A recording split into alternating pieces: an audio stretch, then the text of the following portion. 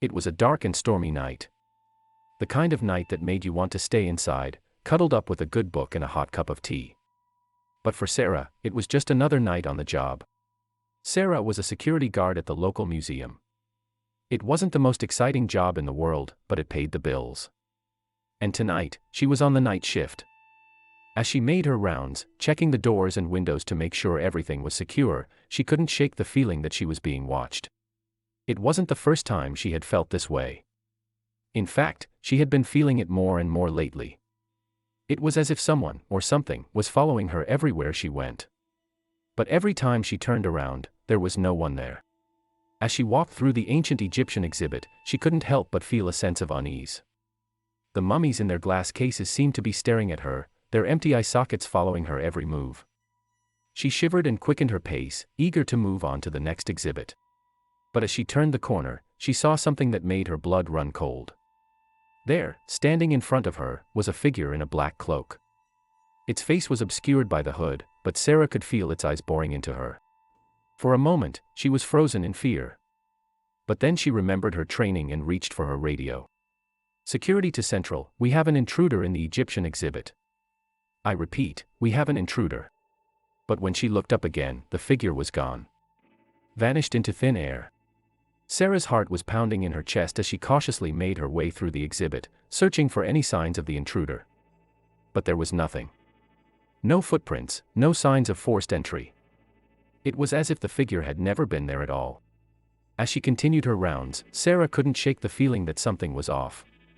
It was as if the museum itself was alive, watching her every move. And then she heard it. A faint whispering, coming from somewhere deep within the museum. It was a language she didn't recognize, but the words sent chills down her spine. She followed the sound, her flashlight illuminating the darkened corridors. And then she saw it. A door, hidden away in a forgotten corner of the museum. It was covered in cobwebs and dust, as if it hadn't been opened in years. Sarah hesitated for a moment, but her curiosity got the better of her. She approached the door and slowly pushed it open. Inside, she found a room unlike any she had ever seen before. The walls were covered in strange symbols, and the air was thick with an overpowering scent of incense. In the center of the room, there was a large stone altar. And on the altar, there was a book. A book bound in human skin, with strange symbols etched into the cover. Sarah hesitated again, but then she heard the whispering again. This time, it was louder. Urging her forward.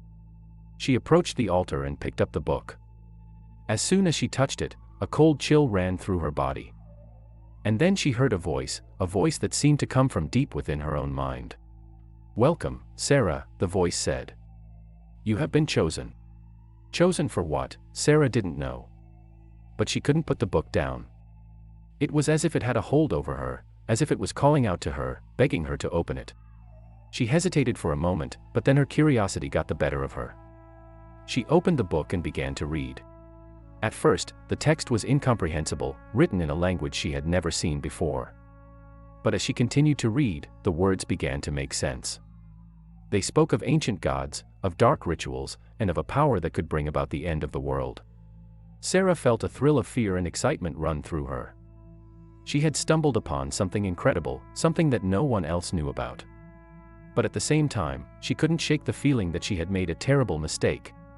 As she read on, she began to feel a presence in the room with her. It was as if something was watching her, waiting for her to make a move. And then, without warning, the room went dark. Sarah's flashlight flickered and died, leaving her in pitch blackness. Panic seized her, and she tried to run. But something grabbed her, pulling her back towards the altar. She struggled, but the grip was too strong. And then she heard the whispering again, the voice that had spoken to her before. "Welcome, Sarah," the voice said. "You have been chosen." Sarah tried to scream, but the words caught in her throat. And then, with a sudden burst of energy, she broke free and ran towards the door. But it was too late. Something had taken hold of her, something dark and powerful.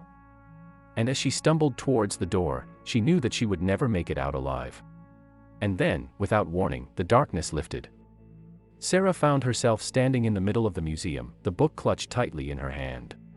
For a moment, she thought it had all been a nightmare, a hallucination brought on by the stress of her job. But then she looked down at the book, and she saw the words on the page. They were no longer incomprehensible. They were in English. And they were written by her. Sarah felt a surge of panic rise within her. She had no memory of writing the words, no memory of what had happened in that room. But she knew one thing for sure: she had unleashed something terrible, something that could destroy the world. She tried to run, to get as far away from the museum as possible. But as she reached the door, she felt a sharp pain in her chest. She looked down and saw a symbol etched into her skin, the same symbol that was on the cover of the book. And then, everything went black. When Sarah woke up, she was in a hospital bed. The doctors told her that she had suffered a heart attack, brought on by stress and exhaustion. But Sarah knew the truth. She had been chosen by something dark and powerful. And now, she was its puppet. She tried to resist, to fight back against the entity that had taken control of her. But it was no use. The more she struggled, the stronger it became. And then, one day, it spoke to her again. Only this time, the voice wasn't in her head. It was real, coming from the darkness that surrounded her. "Welcome, Sarah," the voice said. "You have served me well. And now, it is time for you to complete your mission." Sarah felt a surge of fear and excitement. She didn't know what her mission was, but she knew that it was important. And she knew that she had to complete it, no matter the cost. And so, she set out into the world, a pawn in a game that she didn't fully understand. She traveled to remote corners of the world, searching for something that she didn't even know existed. Her travels took her to dark forests, abandoned buildings, and ancient ruins. She encountered creatures that she had never seen before, some of them friendly, but most of them deadly. But she pressed on, driven by the force that controlled her. And then, one day, she found it. The artifact. It was an object of immense power, a relic from a time long forgotten. It glowed with an otherworldly energy, and Sarah could feel its power coursing through her veins. She knew what she had to do. She had to bring the artifact to the entity that had chosen her, the one that had given her purpose. And so, she set out once again, this time with the artifact in her possession. Her journey was fraught with danger. She was hunted by those who sought the artifact for themselves, and she was beset by nightmares and visions of a world consumed by darkness. But she pressed on, driven by the force that controlled her. And then, finally, she reached her destination. It was a dark, foreboding place, surrounded by twisted trees and flickering lights. She could feel the presence of the entity inside, waiting for her. Sarah stepped forward, clutching the artifact tightly in her hand.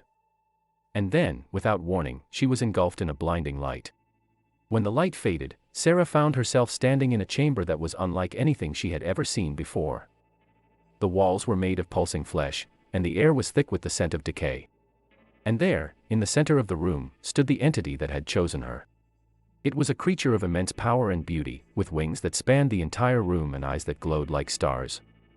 Sarah fell to her knees in awe and fear. The entity spoke to her, its voice echoing through her mind. "Sarah, you have served me well. And now, it is time for you to join me." Sarah knew what the entity meant. She was to become one with it, to merge her consciousness with its own and become a being of pure energy. And she knew that she wanted it more than anything. She stepped forward, holding out the artifact. And then, without warning, she plunged it into her chest. A blinding light filled the room, and Sarah felt a surge of power unlike anything she had ever experienced before. She could feel her consciousness merging with that of the entity, becoming one with it. And then, suddenly, everything went dark. When Sarah opened her eyes, she was no longer in the chamber. She was in a vast, featureless void, surrounded by nothingness. And there, in front of her, stood the entity. But it was different now. It was no longer the beautiful creature that she had seen before. It was twisted and corrupted, its wings torn and its eyes empty. Sarah felt a surge of fear rise within her. What had she done? The entity spoke to her, its voice cold and empty. "Welcome, Sarah. You have completed your mission. And now, you are mine." Sarah tried to resist, to fight back against the entity's control. But it was too late. She was trapped, a prisoner in her own body. And then, the entity spoke again, its voice filled with a terrible certainty. "You will serve me well, Sarah. And together, we will bring about the end of the world." And with that, Sarah knew that she was lost. She was no longer human. She was a monster, a puppet of the entity that had chosen her. And together, they would bring about the end of everything.